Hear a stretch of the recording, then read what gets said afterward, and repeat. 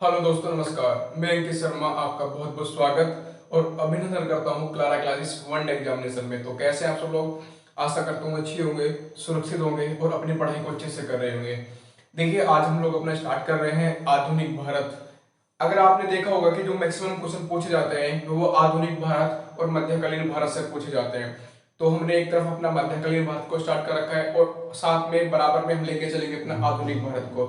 तो यहाँ से हम देखेंगे कि कौन कौन से क्वेश्चन बनते हैं। तो पढ़ने के लिए सबसे पहले हमको इसको जानना होगा कि इसमें हमें क्या क्या पढ़ना है, ये बातें आपके सामने होनी चाहिए। तो अगर बेसिकली बात करें, जो हमारा आधुनिक भारत है उसका टाइम पीरियड कितना रहा, तो 1760 से लेकर 1947 तक, यानी कि लगभग 240 साल का शासन जो रहा, ये हमारा आधुनिक भारत में आता है। आधुनिक भारत में हम दो चीजें पढ़ेंगे।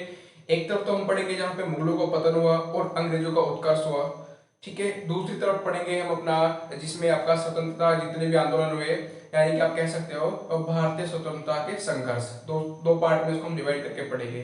तो ठीक है, चलिए अपना हेडिंग डाल लेते हैं। उससे पहले क्लास को सभी को शेयर कर दीजिए और क्लास अच्छा लगे तो लाइक करके जाना। अगर कोई क्वेश्चन से आपके तो उसको कमेंट बॉक्स में जरूर लिखना और कमेंट करके बताना है कि आपको क्लास कैसी लगी है, ठीक है। चलिए स्टार्ट कर देते हैं अपना आधुनिक भारत को। हम लोग बात करेंगे आधुनिक भारत की।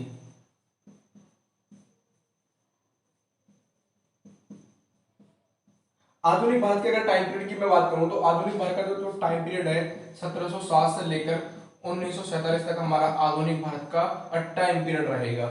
मॉडर्न हिस्ट्री की हम बात कर रहे हैं यहाँ पे।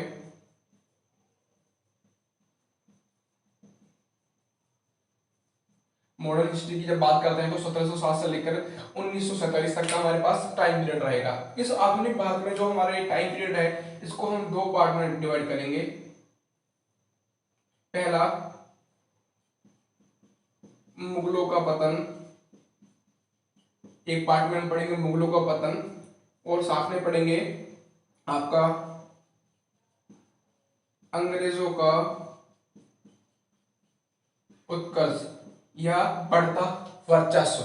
आप कह सकते हो अंग्रेजों का उत्कर्ष, मतलब कि अंग्रेज कैसे यहाँ पे बढ़ते गए आगे आगे।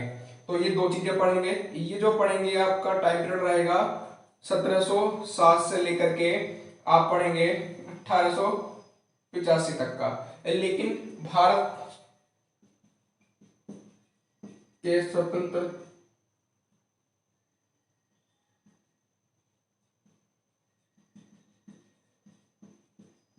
संघर्ष की अगर मैं बात करूंगा, स्वतंत्रता संघर्ष की 1885 से लेकर 1947 तक का आप पढ़ेंगे। ये हम ऐसे क्यों डिवाइड किया आपको जानना चाहिए, क्योंकि देखिए जब 1707 की बात करते हैं तो आलमगीर यानी कि औरंगजेब आलमगीर पूरा नाम था, जो उसकी मृत्यु हो जाती है और कहा जाता है कि उसकी मृत्यु के बाद ही अंग्रेजों का जो है वर्चस्व बढ़ता गया इंडिया में। जगह जगह उन्होंने अपने कारखाने, अपने मतलब कि अपनी कमेटियां, अपना जो उनका ओहदा था वो बढ़ता चला गया अंग्रेजों का। तो ऐसा मानते हैं इतिहासकार कि 1707 से लेकर जो हमारा आधुनिक भारत स्टार्ट होता है, 1707 से 1947 तक, यानी कि हमारी आजादी के समय तक आधुनिक भारत रहा। उसमें हमें दो चीजें पढ़ने को मिलती है। पहला, भारत की स्वतंत्रता के संघर्ष। आपका कांग्रेस की स्थापना होती है 1885 में, तब से लेकर जिन्होंने कांग्रेस की स्थापना की थी। तो 1885 से लेकर 1947 तक एक पार्ट में पढ़ेंगे। दूसरा पढ़ेंगे 1707 से लेकर 1885 का, जिसमें हम पढ़ेंगे मुगलों का पतन। मुगलों के पतन के बाद अंग्रेजों का उत्कर्ष, अंग्रेज इसमें कैसे कैसे सर्वाइव करे, कैसे कैसे इसमें बढ़ते गए, ठीक है। तो चलिए अब डाल लेते हैं पहला हेडिंग अपना, मुगलों का पतन। ये सब आप नोट कर लीजिए। तो हम पढ़ेंगे इसमें मुगलों का पतन। कुछ भी आपको समझ में आए तो आप पूछ सकते हैं, कोई डाउट है पूछ लीजिए, कोई क्वेश्चन है तो पूछ लीजिए। अब पढ़ रहे हैं मुगलों का पतन।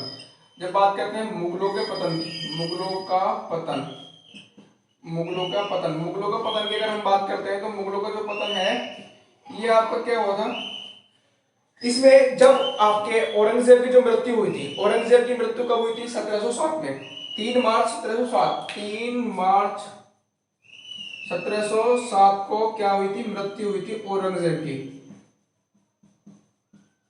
औरंगजेब की जब मृत्यु हुई थी तो औरंगजेब की जब मृत्यु हुई थी तो कहा जाता है कि औरंगजेब की मृत्यु के समय सबसे ज्यादा, अगर देखा जाए तो सबसे ज्यादा साम्राज्य का जो विस्तार था वो इसी के शासक के उसमें हुआ था। जब कहा जाता है कि इसके पास 21 सूबों की सूबेदारी थी। अब आप कहेंगे कि सूबे क्या होता है? सूबे मतलब स्टेट, राज्य। जो वहां पे सूबेदार थे, मतलब सूबे थे वहां पे 21 सूबों की इसके पास। यानी कि जब औरंगजेब मरा था तो ये अपनी जो उसके उत्तराधिकारी थे उनको 21 सूबों की सूबेदारी छोड़कर गया था, जिसमें से एक सूबेदारी आपका अफगानिस्तान काबुल की थी, 14 आपकी उत्तर भारत में थी, जिसमें से 6 आपकी दक्षिण भारत में थे। यानी कि जब हमारा ये औरंगजेब मरा था, मुगल बादशाह औरंगजेब जब मरा था 3 मार्च 1707 को, तो 21 सूबों की सूबेदारी छोड़कर गया था, जिसमें एक आपका अफगानिस्तान काबुल वाली थी, जिसमें 14 आपकी उत्तर भारत में आती थी, या 6 इसमें दक्षिण भारत में आती थी। या आप कह सकते हो कि लगभग पूरे भारत पर औरंगजेब ने अपना शासन स्थापित किया हुआ था जब ये मरा था। तो ऐसा क्या हुआ, ऐसी क्या घटनाएं घटी जो मुगलों को पतन होता चला गया? देखा जाएगा 150 साल के अंदर पूरा मुगल साम्राज्य खत्म हो गया और एक पद बनकर रह गया। तो ऐसी क्या गलती हुई, तो उनको जानने की पूरी कोशिश करेंगे। उसमें एक एक हम पॉइंट देखेंगे कि कहां से क्या क्वेश्चन बन सकता है। दूसरी बात है, जब हमारा ये मरा था औरंगजेब, औरंगजेब तो मर गया लेकिन अपने 5 पुत्रों को छोड़ गया। 5 पुत्र कौन कौन से? अच्छा, औरंगजेब के 5 पुत्र थे, ये पहले लिख लीजिए। 5 पुत्र किसके थे? मुगल बादशाह औरंगजेब के। मुगल बादशाह औरंगजेब के 5 पुत्र थे, जिसमें से 2 पहले ही मर चुके थे। यानी कि जब हमारा, अच्छा, जब औरंगजेब मरा था तो ये इसकी जो एज थी वो 89 वर्ष थी, मतलब 90 होने में 1 साल बाकी था जब हमारा मुगल बादशाह मरा था। तो इसके 5 पुत्र कौन कौन से थे? तो एक था मोहम्मद अकबर, पहला लिखेंगे मोहम्मद अकबर।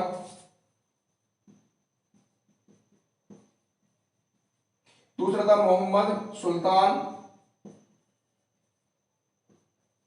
तीसरा था मोहम्मद मुअज्जम।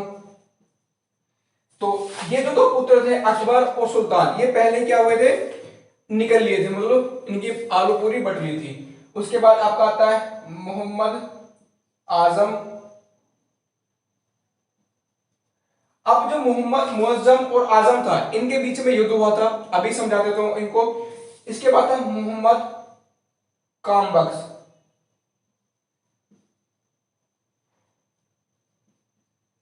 तो ये इनके 5 पुत्र थे। लेकिन जब हमारा बादशाह औरंगजेब मरा था तो वो 89 वर्ष का था। जब वो मरा था उसके सामने ही इसके 2 पुत्र ये पहले ही निकल लिए थे, ऑलरेडी डाइड थे। तो आपको अब देखना है कि 3 जब ये मरा था तो उत्तराधिकारी कितने बने? जो मुगल साम्राज्य के उत्तराधिकारी जो बनने वाले थे वो कौन थे? वो मुअज्जम, आजम और कामबख्श थे। मतलब 3 जो उसके बेटे बचे हुए थे, उन्हीं में से किसी को शासक बनना था। अब इसके पीछे घटना क्या हुआ कि ये जो मुअज्जम है, मुअज्जम और आजम, एक युद्ध हुआ, मुअज्जम वर्सेस आजम। इस युद्ध में आजम की हार होती है और मुअज्जम जीत जाता है।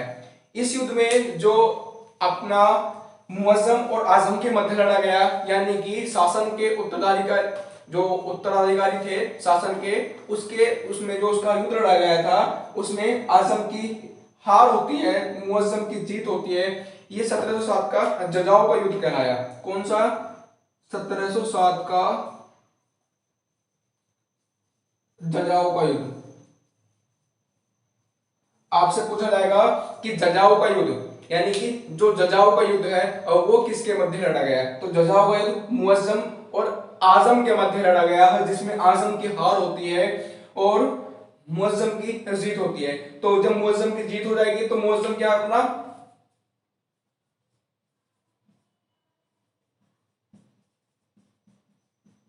अगला मुगल बादशाह बना। कब बना? 1707 में। ये युद्ध भी कब हुआ था? 1707 में युद्ध हुआ था। 1707 में जब युद्ध हुआ था मुअज्जम और उसके आजम के मध्य, उसी समय आजम हारा और आजम हारने के बाद मुअज्जम अगला मुगल बादशाह बना।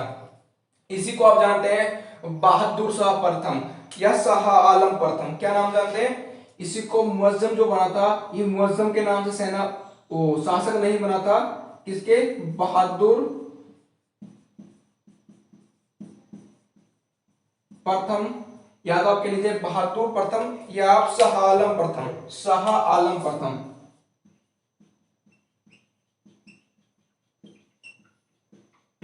आपसे पूछा जाएगा कि मुअज्जम किस नाम से शासक बना था, तो बहादुर शाह प्रथम या शाह आलम प्रथम के नाम से शासक बना था। जो इसका कार्यकाल रहा मुअज्जम का वो 1707 से लेकर 1712 तक रहा, यानी 5 साल इसका शासक रहा, 1707 से लेकर 1762 तक।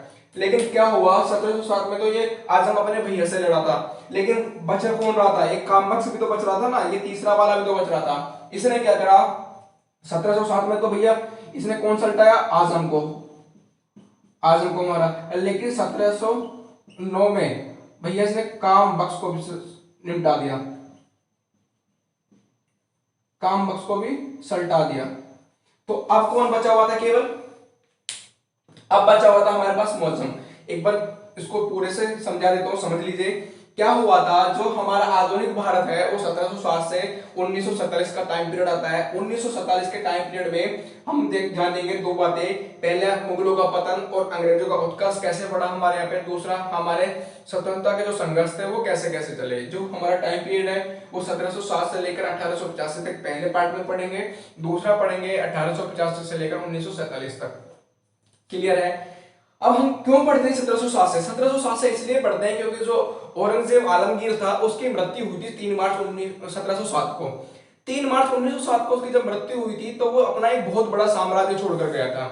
यानी कि कहते हैं कि जो मुगल बादशाह थे उसमें सबसे ज्यादा अगर विस्तार किया किसी ने अपने साम्राज्य का, वो कौन था? हमारा औरंगजेब आलमगीर। उसने क्या किया? बहुत ज्यादा विस्तार किया। जैसा कि आप सब जानते हैं उसके पास 21 सूबे की सूबेदारी थी, या आप कह सकते हो कि सब ऑल ओवर इंडिया के आसपास का अगर देखा जाए कि पूरे लगभग पूरे भारत पर उसका साम्राज्य स्थापित था। लगभग पूरे, मैं पूरा नहीं कह रहा हूं, लगभग पूरे पे। तो उसके बाद क्या हुआ? इसके 5 पुत्र थे। 5 पुत्रों में से कौन कौन से थे? पहला था मोहम्मद अकबर, मोहम्मद अकबर के बाद मोहम्मद सुल्तान, मोहम्मद सुल्तान के बाद मुअज्जम, आजम और कामबख्श। ये 5 पुत्र थे। लेकिन जब हमारा औरंगजेब मरा था तो वो 89 वर्ष की आयु में मरा था। 89 आयु की वर्ष की आयु में मरने के साथ साथ उसके जो 2 पुत्र थे अकबर और सुल्तान, वो भी उसके सामने ही मर गए थे। लेकिन बचे कौन थे? मुअज्जम, आजम और कामबख्श। मुअज्जम, आजम और कामबख्श बचे थे। उसमें क्या हुआ, जब सबको गद्दी चाहिए थी लेकिन मुअज्जम थोड़ा तेज तर्राटा था, इसने क्या कहा, आजम से कहा बेटा चलो आज युद्ध करते हैं, जो जीतेगा वो सिकंदर। इसने मुअज्जम ने आजम के साथ युद्ध किया। 2-2 हाथ हुए। मुअज्जम के साथ आजम का जब युद्ध हुआ वो कहलाया हमारा जजाऊ का युद्ध। 1707 में जजाऊ का युद्ध हुआ। और जजाऊ के युद्ध में मुअज्जम की जीत होती है, आजम की हार होती है। जब आजम की हार हुई इसने भैया आजम को निपटा दिया, वहीं मार दिया। मारने के बाद ये अगला बादशाह बना। 1707 में बादशाह बना कौन? मुअज्जम। लेकिन वो मुअज्जम के नाम से नहीं बना, किसके नाम से बना? बादशाह जो बना वो बहादुर शाह प्रथम या शाह आलम प्रथम। बहादुर शाह प्रथम या शाह आलम प्रथम, इस नाम से 1707 से 1712 तक वो राजा रहा, ठीक है, शासक रहा। लेकिन उसने क्या किया 1707 में तो भैया किसको निपटाया? आजम को निपटाया। 1709 में इसने सोचा कि अगर कहीं कल को मेरे पास ये आक्रमण कर दे दूसरा कामबख्श, तो इसने भैया कामबख्श को भी निपटा दिया 1709 में। इतनी बातें स्टोरी सेट है। अब आगे चलते हैं। अब बात करते हैं मुअज्जम के बारे में। हम पढ़े थे आधुनिक भारत का इतिहास, और आधुनिक भारत के इतिहास में हमने शुरू किया था मुगलों का पतन। मुगलों के पतन में हमने देखा कि कैसे ये अपने 150 साल में, जहां इतना बड़ा साम्राज्य था, 150-200 साल में ही ये पूरा खत्म हो गए। लेकिन आते आते आप कह सकते हैं कि 1707 से आपका 1857 तक पूरे 150 साल में इन्होंने क्या किया? अपने साम्राज्य को खो दिया। तो उसी पे हम नजर डालेंगे और जानने की पूरी कोशिश करेंगे कि क्या क्या क्वेश्चन यहाँ से बनते हैं। अब बात कर रहे थे हम बहादुर शाह प्रथम या शाह आलम प्रथम की। बहादुर शाह प्रथम या शाह आलम प्रथम। देखिए बहादुर शाह प्रथम या शाह आलम प्रथम, ये जो हमारा कब से कब तक रहा राजा, ये आपका रहा 1707 से लेकर 1712 तक। लेकिन ये जो शासक बना था इसका रियल नेम क्या था, रियल नेम और वास्तविक नाम मुअज्जम। जब ये हमारा बहादुर शाह प्रथम जो हमारा शासक बना था तो इसकी जो आयु थी वो 63 वर्ष थी। जब 63 वर्ष थी तो ये बहुत सारी चीजें भूल जाता था, याद नहीं रहती थी। तो जब याद नहीं रहती थी क्या हो रहा है, क्या कर रहा है, क्या नहीं हुआ, तो इसको इसी से एक पदवी दी गई, एक नाम दिया गया। क्या नाम दिया गया इसको, इसको कहा गया बेखबर बादशाह। आपसे पूछा जाएगा कि बेखबर बादशाह, बेखबर बादशाह किसे कहा जाता है, तो इन्हीं को कहा जाता है बेखबर बादशाह कहा जाता है। अब बेखबर बादशाह कहा जाता है 63 वर्ष की आयु में ये हमारे शासक बने थे, इसी कारण इनको एक और नाम दिया गया बूढ़ा बादशाह। बूढ़ा बूढ़ा बादशाह भी इनको कहा जाता है। सबसे अधिक आयु में बनने वाले, सबसे अधिक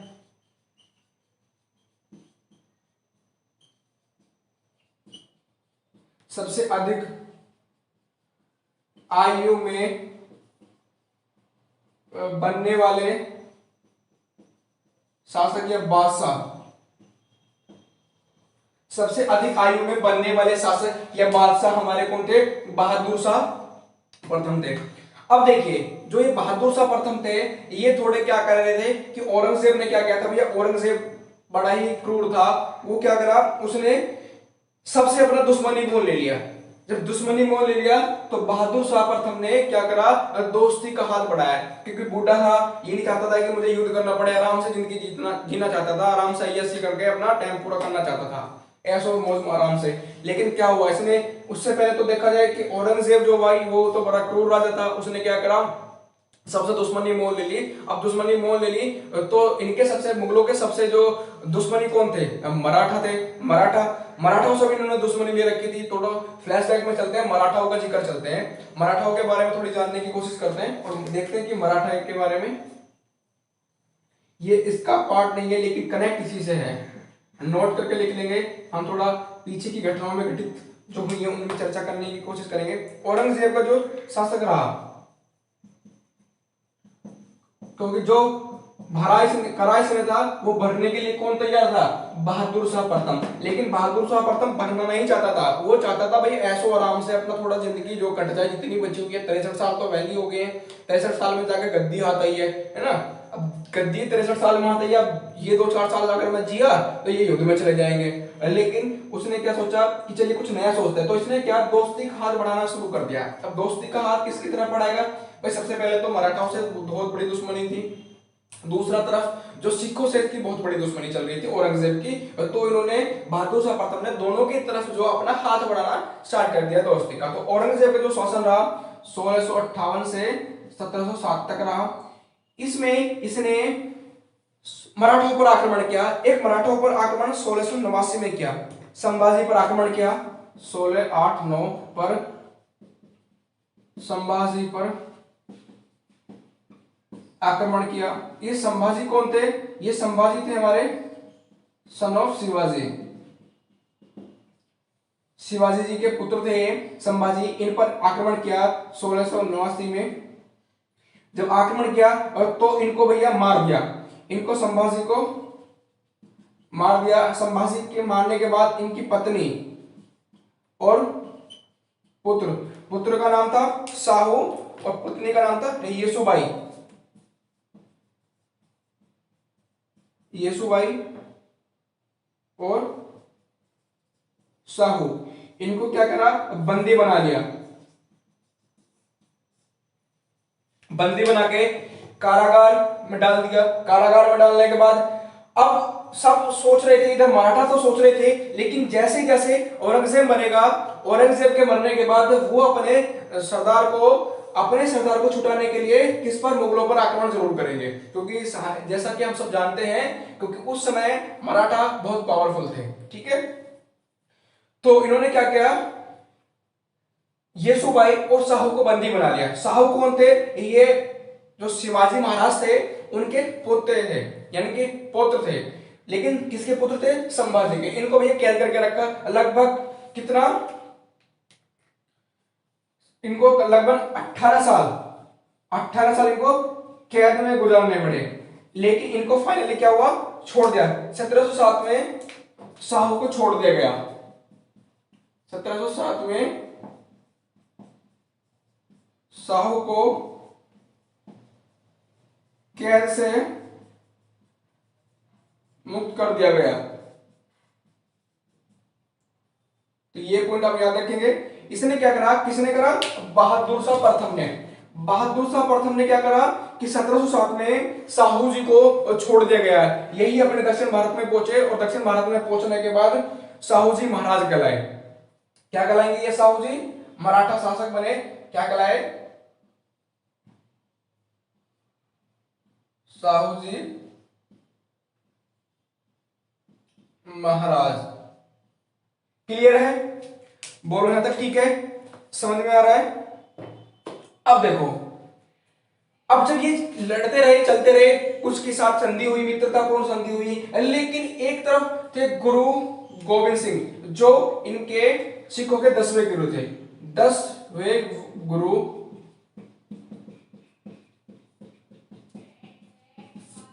गोविंद सिंह। गुरु गोविंद सिंह, इनसे इन्होंने मैत्री का हाथ बढ़ाया और मैत्री का हाथ कहा कि ठीक है, हम जो है ज्यादा कुछ नहीं करेंगे, हम अपने काम से काम रखेंगे, हमको मतलब कि आप आक्रमण ना करेंगे। सिखों से बोला कि आप आक्रमण ना करें, हम अपना अपना अपना जो है शांति से अपना जीवन व्यतीत कर रहे हैं और शांति से चाहते हैं और शांति ही बनाना चाहते हैं। दोस्ती का हाथ इन्होंने बढ़ाया किसकी तरफ? बहादुर शाह प्रथम की तरफ दोस्ती का हाथ बढ़ाया। लेकिन क्या हुआ? ज्यादा दिन नहीं चल पाई। 1708 में क्या हुआ? 1708 में घटना घटी। 1708 में घटना घटी, क्या हुई? गुरु गोविंद सिंह जो थे इनकी मृत्यु हो गई। जब इनकी मृत्यु हो गई तो इन्हीं का एक सर्वेंट था, या कह सकते हो इन्हीं का एक सेनापति था। सेनापति बना कौन? बंदा बहादुर। बंदा बहादुर। बंदा बहादुर बिल्कुल नहीं चाहता था कि मुगलों से हम हाथ मिलाएं, मुगलों से हम दोस्ती करें। तो भैया क्या करता रहा? ये लगातार उंगली करता रहा, लड़ता रहा और लड़ते लड़ते 1712 में पंजाब पर जब वो आक्रमण कर रहा था, बहादुर शाह प्रथम पंजाब पर आक्रमण कर रहा था। किसके खिलाफ? बंदा बहादुर के खिलाफ आक्रमण कर रहा था। उस आक्रमण में बंदा बहादुर ने इसको धराशायी कर दिया और बंदा बहादुर ने शाह आलम प्रथम, जिसको आप बहादुर शाह प्रथम यहाँ की लिया लेंस का मुअज्जम था, इसको भैया टपका कर इसका श्राद्ध बनाया। कहां पर? पंजाब में इसको मार दिया गया। तो ऐसे खत्म हुआ हमारे बहादुर शाह प्रथम पर जो थे उनका टाइम पीरियड, जो 1707 से 1712 तक हमारे सेनापति रहे। तो ये हिस्ट्री की पहली क्लास, मॉडर्न हिस्ट्री की जो आधुनिक भारत की प्रथम क्लास है। इसके साथ साथ हम सारी क्लासेस आपके लिए लाते रहेंगे। अगर आपको सारी की सारी क्लासेस चाहिए तो आपको क्या करना है? गूगल प्ले स्टोर पे जाना है। गूगल प्ले स्टोर पे जाकर के क्लारा क्लासेस वन एग्जामिनेशन से वहां पे एक एप्लीकेशन मिलेगा, उसको डाउनलोड करो। वहां पे सारी की सारी क्लासेस अवेलेबल हो जाएंगे। ठीक है, तो एक बार थोड़ी सी मैं जल्दी जल्दी से एक्सप्लेन कर देता हूँ। ये देखिए, बहादुर शाह प्रथम, शाह आलम प्रथम 1707 से 1712 तक क्या बना? शासक बना। शासक में रियल नेम इसका मुअज्जम था। 63 वर्ष की आयु में क्या बना? ये शासक बना। ज्यादा उम्र में शासक बनने के बाद पूछा जाता है कि सबसे बड़ा, सबसे बूढ़ा शासक मुगल साम्राज्य में कौन सा था? तो बहादुर शाह प्रथम ही सबसे बूढ़ा शासक था, इसलिए इसको बूढ़ा शासक भी बोला जाता है या बूढ़ा बादशाह भी बोला जाता है। बेखबर रहता था, पता नहीं थी, मेमोरी कमजोर थी, उम्र के साथ साथ मेमोरी भी कम होती चली गई, तो इसको बेखबर बादशाह के नाम से भी जाना जाता है। पूछा जाएगा बेखबर बादशाह किसको कहा जाता है? तो बेखबर बादशाह बहादुर शाह प्रथम को ही कहा जाता है। सबसे अधिक जो उम्र में बनने वाले बादशाह यही थे, रियल नेम ये थे। लेकिन उससे पहले हम बात करते हैं औरंगजेब की। औरंगजेब ने क्या किया था?